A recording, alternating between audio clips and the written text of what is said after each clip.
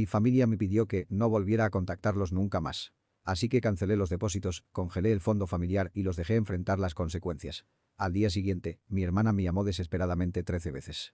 Tengo 32 años, soy hombre y gano alrededor de $165.000 al año, sin contar las bonificaciones trimestrales que en los buenos años me elevan por encima de 200.000. Llevo trabajando en esta industria desde que terminé la universidad en Houston.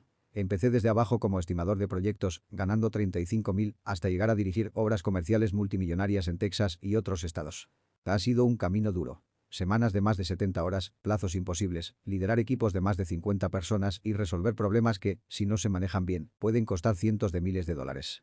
Mi situación familiar es, por decirlo de alguna forma, complicada. Mi padre, Javier, lleva más de 10 años entre oportunidades, lo que en realidad es una forma educada de decir que vive en el sofá de su casa en Phoenix y está convencido de que el trabajo perfecto está por llegar. Tiene 58 años y no ha tenido empleo estable desde que la recesión de 2008 acabó con su carrera en ventas.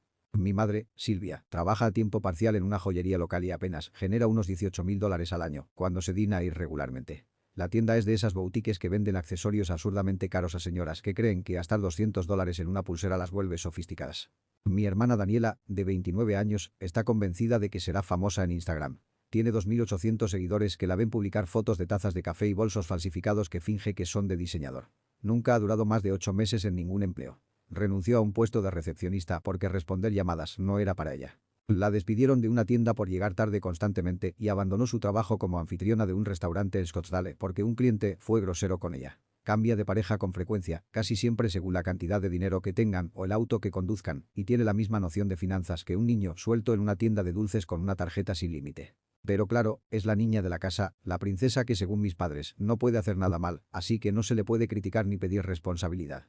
Hace unos 6 años, cuando mi carrera empezó a despegar de verdad, cometí lo que ahora reconozco como un error monumental. Ayudar económicamente a mi familia. Al principio parecía algo natural. Mi padre necesitaba arreglar la transmisión de su vieja camioneta. Eran $2.800 y los pagué sin pensarlo. Las tarjetas de crédito de mi madre estaban al tope por sus compras compulsivas, así que le cubrí los 1.200 que debía. Daniela se había quedado sin dinero tras gastar su sueldo en ropa nueva y estaba a punto de ser desalojada de su apartamento en Tempe. Cubrí su renta atrasada de 1.650. En ese momento me sentía increíble. Era el exitoso, el que ayudaba, el que rescataba a su familia. Mis padres se mostraban orgullosos de mis logros. Daniela incluso respondía a mis llamadas y me trataba con algo parecido al respeto. Por un breve tiempo, parecía que éramos una familia funcional. Pero aprendí algo fundamental que desearía haber sabido antes. Cuando ayudas continuamente a las personas, dejan de verlo como un acto de generosidad y empiezan a verlo como tu obligación. Lo que comenzó como asistencia en emergencias se convirtió en una red de seguridad permanente y sin darme cuenta ya no estaba ayudando. Estaba financiando el estilo de vida que ellos elegían. Lo que al principio eran gastos ocasionales se volvió una expectativa mensual. El vehículo de papá, por ejemplo, mágicamente necesitaba reparaciones costosas cada 3 meses. Mamá siempre tenía algún gasto inesperado que coincidía con su deseo de redecorar o comprarse muebles nuevos. Daniela convirtió la manipulación financiera en una especie de arte escénico. Era todo un espectáculo. Me llamaba al trabajo llorando, diciendo que le faltaban 2 días para el vencimiento del alquiler, que no tenía dinero, que estaba por quedarse sin hogar, que era la última vez que pediría ayuda. Pintaba un drama de dormir en el coche, perderlo todo, tener que volver a vivir con nuestros padres en la humillación total. El nivel de manipulación emocional era quirúrgico, y sin falta, 2 semanas después, aparecían sus historias en Instagram desde spas lujosos, restaurantes caros o escapadas de fin de semana con su novio del momento. La misma persona que estaba a punto de dormir en su coche subía fotos con cócteles de $15 y gafas de sol de diseñador, como si jamás hubiera tenido preocupaciones financieras. Pero el verdadero problema era el tío Mauricio, el hermano mayor de mi padre, quien se autonombró el experto financiero de la familia. Este hombre se creía una especie de Warren Buffett porque trabajó un tiempo en una oficina de impuestos allá por los años 90 en Albuquerque. Desde que el abuelo Ricardo falleció hace 5 años, él ha sido el fiduciario principal del patrimonio familiar, encargado de administrar unos $385.000 en inversiones, propiedades y activos construidos con el trabajo de toda una vida. Su filosofía de gestión consistía, al parecer, en tratar ese legado como su fondo de entretenimiento personal.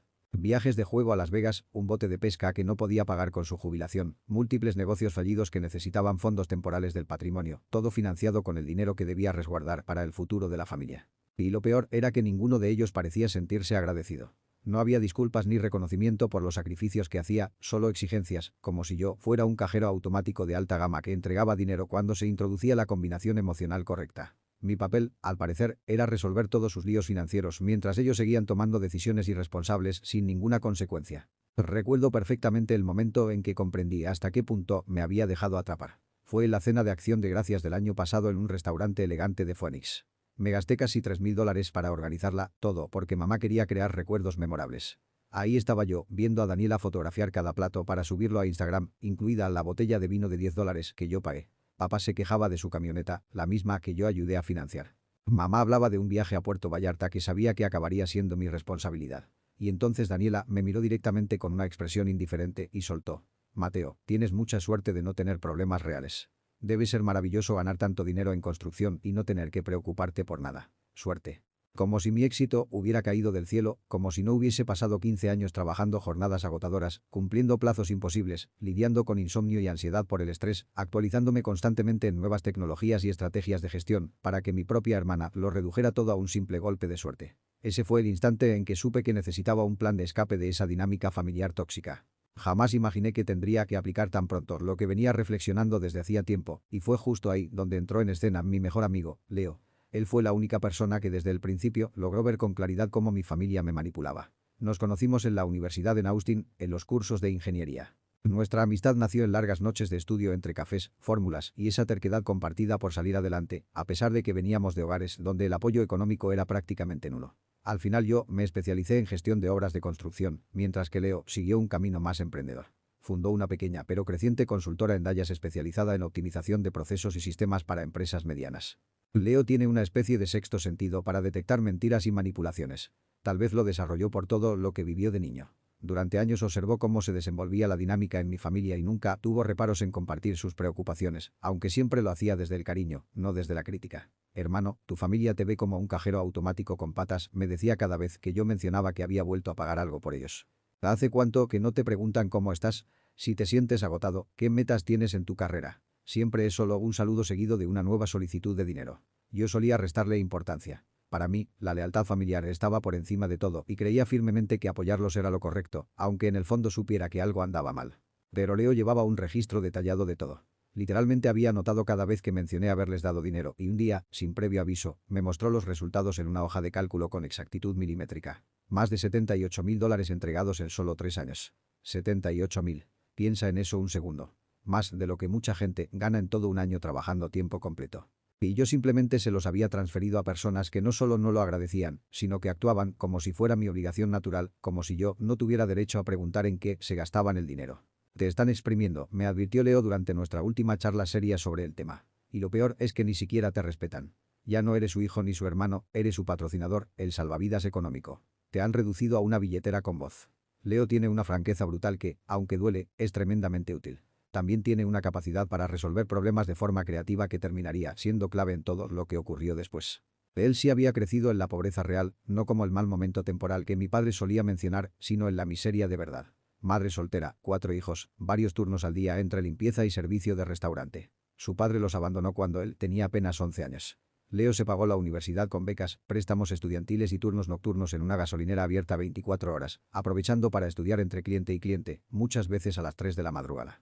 Así que cuando vio cómo mi familia se beneficiaba de mis logros sin aportar absolutamente nada a cambio, lo indignó profundamente. No por envidia, sino por una profunda convicción de justicia. Y 2 semanas más tarde, todo se derrumbó por un simple mensaje de texto. Un mensaje que cambiaría el rumbo de mi vida. Fue el 22 de marzo a las 4:12 de la tarde. Lo recuerdo con exactitud porque en ese momento revisaba unos planos arquitectónicos para un proyecto comercial importante en mi oficina de Phoenix y, de pronto, mi teléfono vibró con una notificación grupal que, sin saberlo, cerraría para siempre mi vínculo con ellos. El mensaje venía del teléfono de mi madre, Silvia. Te hemos hablado entre todos y creemos que es momento de que tomes distancia del manejo financiero familiar.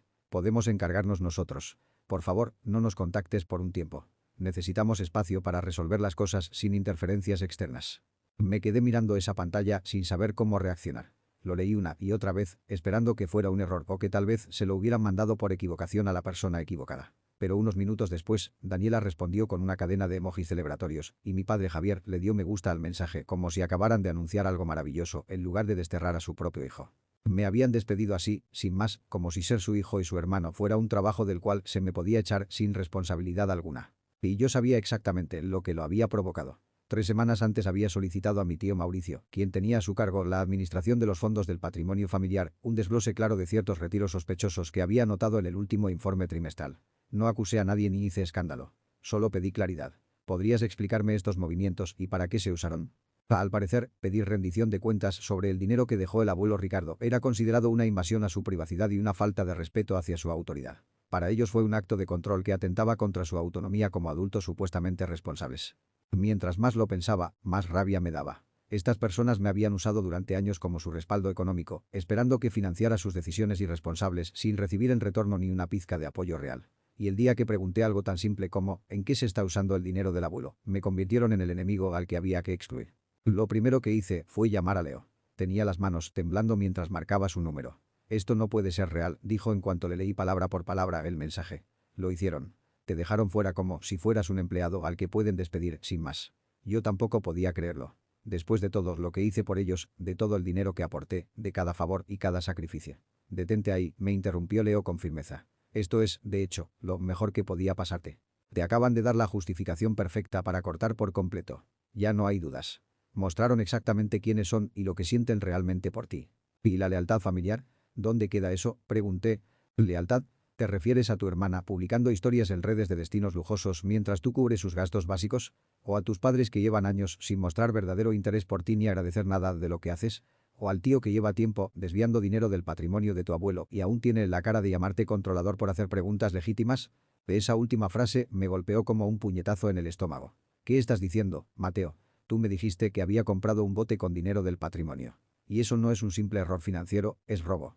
Robo directo de la herencia de un hombre ya fallecido que trabajó toda una vida para construir ese legado». «Entonces, ¿qué propones que hagamos?», pregunté. «No vas a enfrentarte a esto solo. He visto cómo te exprimen durante años y estaba esperando el momento oportuno para ayudarte a enfrentar a estas sanguijuelas. Pues bien, ya nos han entregado esa oportunidad en bandeja de plata». La energía de Leo era contagiosa, pero en el fondo aún dudaba si realmente debía escalar esto o simplemente alejarme en silencio para evitar más conflictos. Tal vez sería mejor dejarlo pasar, irme sin hacer ruido y simplemente desaparecer de sus vidas como ellos me pidieron. «Escúchame bien», dijo con tono grave y decidido. «Estas personas se han aprovechado de tu esfuerzo y tu generosidad por años y en cuanto pediste algo tan básico como rendición de cuentas, te descartaron sin dudarlo ni un segundo. No merecen más tu consideración ni tu protección. Lo que merecen son consecuencias reales». Y lo peor era que tenía toda la razón. Llevaba 3 años siendo su cajero automático personal y, apenas pedí algo de transparencia sobre el destino del dinero del patrimonio familiar, pasé a ser el enemigo al que había que excluir para siempre. «Está bien», dije sintiendo un cambio profundo en mi interior, como si algo se hubiera roto, pero también liberado. «¿Qué hacemos primero?». «Evaluar el daño. ¿Todavía tienes acceso a sus cuentas y servicios?». En ese momento, sonreí por primera vez desde que recibí ese mensaje humillante. En su desesperación por sacarme de sus vidas rápidamente, cometieron un error crucial. Olvidaron desvincularme de todas sus finanzas. Esa misma noche, Leo apareció en mi apartamento en Scottsdale. Llevaba su portátil, varias bebidas energéticas y una determinación propia de una operación militar. Nombramos el plan como Operación Independencia y comenzamos a listar cada cuenta, servicio o sistema financiero al que yo tuviera acceso. La lista fue mucho más extensa de lo que imaginaba posible. Resulta que era usuario autorizado en la cuenta principal de mis padres, un acceso que me dieron años atrás cuando Javier tuvo problemas graves con su crédito y necesitaba ayuda para manejar sus finanzas básicas. Tenía todas sus credenciales bancarias porque yo mismo los ayudé a abrir esas cuentas y configurar pagos automáticos cuando no entendían cómo funcionaban los sistemas en línea. Además, yo era el titular principal de nuestro plan familiar de telefonía móvil, del seguro del auto y de 6 servicios públicos diferentes: agua, electricidad, gas natural e internet de alta velocidad. Más importante aún, tenía acceso total al almacenamiento en la nube compartido por toda la familia, donde estaban guardados todos los documentos legales del patrimonio del tío Mauricio, así como registros financieros extremadamente sensibles. Y lo más sorprendente de todo, yo figuraba como fiduciario suplente en el testamento del abuelo Ricardo. Al parecer, todos lo habían olvidado por completo, excepto yo, que siempre fui organizado con los documentos legales. «Esto es una joya», comentó Leo con una sonrisa amplia mientras observaba los estados de cuenta en su pantalla. «Es peor de lo que pensaba. En los últimos 6 meses, el tío Mauricio había retirado más de $30.000 del patrimonio para gastos personales no declarados. Javier había sobregirado la cuenta familiar 11 veces distintas, acumulando cientos de dólares en comisiones bancarias evitables. Silvia, por su parte, había acumulado más de $3.500 en deudas con compras impulsivas en canales de televisión de compras en horas de la madrugada. Pero lo que me dejó completamente helado fue lo de Daniela. Ella había estado usando una tarjeta de crédito conectada directamente a mi línea principal sin mi conocimiento ni autorización. Cargos en tiendas de lujo, restaurantes exclusivos, spas caros y productos de diseñador. Todo, sin tu permiso, Mateo. Literalmente te ha estado robando durante meses, dijo Leo repasando los movimientos uno por uno. Mira esto.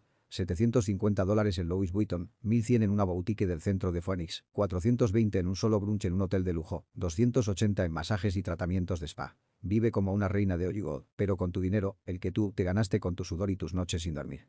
Sin embargo, lo más contundente fue la evidencia de la mala gestión financiera del tío Mauricio. Leo cotejó los documentos legales del fideicomiso con el historial de transacciones bancarias, construyendo un caso sólido de fraude que cualquier fiscal podría ganar en un juicio. Esto no es simple descuido ni mala administración, aseguró mostrándome la pantalla con datos concretos. Es malversación de fondos, fraude financiero y violación del deber fiduciario en múltiples ocasiones. Usó dinero del patrimonio para el anticipo de ese bote de $25.000. Pagó su hipoteca de $18.000 con los fondos del abuelo. Y este retiro de $9.200 coincide exactamente con el mismo fin de semana en que publicó fotos en un casino de Las Vegas. ¿Cómo puedes estar tan seguro de eso?, pregunté, aunque ya intuía la respuesta. Leo abrió el perfil de redes sociales del tío con una sonrisa que parecía sacada directamente de un thriller policial. Nuestro brillante amigo publicó fotos en el casino Bellagio con fecha y ubicación geográfica activada. Coincide perfectamente con el retiro. Misma fecha, mismo monto aproximado. Es prueba irrefutable, Mateo. Esto solo ya es suficiente para mandarlo a juicio. Pasamos las siguientes 4 horas documentando cada hallazgo con precisión milimétrica. Leo creó una carpeta cifrada en su servidor personal y subió copias de todos los estados de cuenta bancarios, transacciones sospechosas y cualquier documento que pudiera servir como prueba en un proceso legal. Cuando terminamos, habíamos armado lo que bien podría considerarse un expediente criminal completo y organizado. Listo, dijo Leo recostándose en el sofá con una expresión de triunfo. Esto basta para hundirlos financiera y legalmente. La pregunta es, ¿qué vas a hacer con esta información? Me tomé unos segundos para pensarlo mientras una claridad helada pero liberadora se apoderaba de mi mente. Quiero que sientan exactamente lo mismo que me hicieron sentir a mí. Usados, traicionados, aprovechados y totalmente impotentes. Quiero que entiendan lo que es no tener control sobre tu propio dinero y tu futuro. Así se habla, dijo Leo, asintiendo con convicción. Pero debemos hacerlo con inteligencia y estrategia. No podemos arrasar todo de inmediato como unos principiantes. Hay que aplicar una presión progresiva para que comprendan exactamente lo que están perdiendo y por qué lo están perdiendo. Esa misma tarde presenté denuncias formales ante la Fiscalía del Estado de Arizona, alegando negligencia del fiduciario, mala praxis en sus funciones y posibles actos de malversación de fondos. También envié toda la documentación al fiscal del distrito local de Phoenix y a la División de Investigación de Fraudes del IRS para cubrir todas las bases legales posibles. 2 días después, mi padre me llamó completamente alterado. ¿Qué hiciste, Mateo? La policía quiere hablar con Mauricio por la gestión del patrimonio del abuelo. Han congelado todas las cuentas bancarias de la familia. Tu madre está fuera de sí, no entiende nada, lleva 2 horas llorando, sin parar. Reporté lo que la ley me exige, respondí con calma. Nada más. Cuando un fiduciario suplente encuentra evidencia de malas prácticas, tiene la obligación legal de reportarlo. Pero Mauricio dice que todos los retiros eran legítimos y necesarios. Papá se robó más de $52.000 del patrimonio del abuelo Ricardo. Lo usó para comprarse un bote, pagar sus deudas de juego y financiar sus vacaciones. Las cuentas no fueron congeladas por venganza, sino porque tu cuñado cometió múltiples delitos. Del otro lado de la línea hubo un silencio absoluto que duró casi un minuto entero. Tenemos que hablar de esto en persona, dijo finalmente con voz quebrada. No, no tenemos nada que discutir. Dejaron perfectamente claro que no querían que yo me involucrara más en los asuntos financieros de la familia. Dijeron que necesitaban espacio y que no los contactara. Objetivo cumplido al pie de la letra. Colgué y apagué el teléfono por completo durante varias horas. Me invadió una sensación de paz que no había sentido en años. A la mañana siguiente, Leo me despertó temprano con una sonrisa enorme. Mauricio había sido arrestado en su casa de Albuquerque y acusado formalmente de múltiples cargos.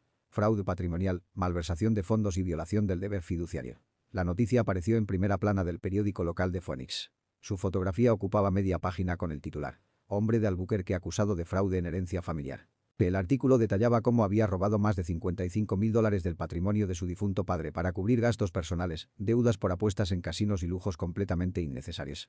Mi teléfono no paró de sonar desde ese momento. Llamaba a mis padres, Daniela, mi tía Verónica e incluso familiares lejanos con los que no tenía contacto desde hacía más de una década. Dejé que todos los mensajes fueran directamente al buzón de voz. Los escuché más tarde con Leo mientras jugábamos videojuegos y comíamos pizza. Era como una comedia involuntaria. Las prioridades de cada uno quedaron perfectamente claras en sus mensajes. Mi madre, entre sollozos incontrolables. Mateo, por favor, llámame ya. Los abogados dicen que Mauricio podría ir a prisión por varios años. Todas las cuentas están congeladas y no tenemos cómo pagar una defensa legal decente. Necesitamos tu ayuda urgente para arreglar este desastre familiar. Mi padre, con un tono completamente derrotado. Hijo, sabemos que no manejamos esto de la mejor manera, pero seguimos siendo familia después de todo. Mauricio cometió errores graves, sí, pero no merece terminar en la cárcel. ¿No podrías retirar los cargos y resolver esto entre nosotros, en privado? Daniela, desesperada. Esto es una locura total y absoluta. Mauricio no es un criminal de verdad. Solo cometió algunos errores con el dinero, nada más. Además, me quitaron todas mis cosas bonitas, arruinaron mi crédito y no puedo ni siquiera comprar comida para esta semana. Arregla este desastre ahora mismo. Y la más reveladora fue mi tía Verónica, esposa de Mauricio. Mateo, no sé qué crees que estás logrando con todo esto, pero estás destruyendo completamente esta familia. Ricardo es, en el fondo, un buen hombre que simplemente se equivocó en algunas decisiones. Si tuvieras un poco de decencia o lealtad familiar genuina, estarías ayudándonos en este momento difícil, no atacándonos cuando más te necesitamos. Leo y yo nos reímos con incredulidad mientras escuchábamos todos esos mensajes.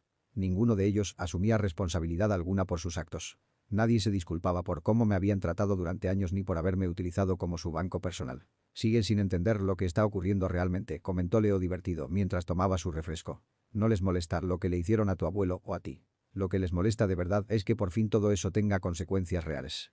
Con el paso de las semanas, la magnitud de su dependencia económica hacia mí quedó completamente al descubierto. Sin mi respaldo financiero, todo su sistema se vino abajo de forma estrepitosa e inevitable. La camioneta de mi padre fue embargada por el banco porque ya no podía pagar las cuotas mensuales que antes yo cubría sin falta. Mi madre tuvo que cancelar el viaje a Puerto Vallarta que ya tenían planeado y reservado, y comenzó a trabajar turnos extra en la joyería solo para poder cubrir los gastos más básicos de alimentación y servicios. Daniela, por su parte, terminó regresando a vivir con mis padres en su pequeña casa porque no podía costear el alquiler de su apartamento ni cubrir lo mínimo para sobrevivir. Sus aspiraciones de convertirse en una influencer famosa en redes sociales se vinieron abajo por completo cuando los agentes de embargo le retiraron todas sus supuestas marcas de diseñador para pagar sus deudas acumuladas. Fue entonces cuando me enteré de que, durante los últimos 2 años, yo había estado firmando como aval del contrato de arrendamiento de la casa donde vivían mis padres. Al desvincularme legalmente del contrato, el propietario revisó los ingresos reales del grupo familiar y determinó claramente que no cumplían con los requisitos mínimos para seguir habitando la propiedad. Les dieron 30 días para abandonar el lugar por completo. Pero el mayor problema era otro. Los costos legales de Mauricio se acumulaban con rapidez. Necesitaba urgentemente $15.000 para un abogado penalista especializado. No tenían ninguna posibilidad de afrontar ese gasto por cuenta propia. Entonces mi padre vino a buscarme en persona a mi apartamento en Scottsdale. Cuando revisé las cámaras de seguridad, vi a mi padre en la puerta. Parecía haber envejecido 15 años en el último mes. Llevaba puesta una camisa arrugada, el cabello completamente desordenado y una expresión de derrota total en su rostro. Decidí dejarlo esperando allí durante 10 minutos, observando desde el monitor cómo se movía con nerviosismo. Finalmente abrí la puerta. «Mateo, por favor, necesitamos hablar en serio», dijo con voz apenas audible. Lo dejé pasar pero no le ofrecí asiento. Se quedó de pie, incómodo. «Todo eso suena como problemas que no me corresponden», respondí sin rodeos. «Tienes toda la razón, no te corresponde», asintió Javier. «No. Ustedes no pueden hacer lo que hicieron y luego volver rogando ayuda». Mi padre no dijo nada más. Dio media vuelta y se fue. Probablemente para no volver nunca.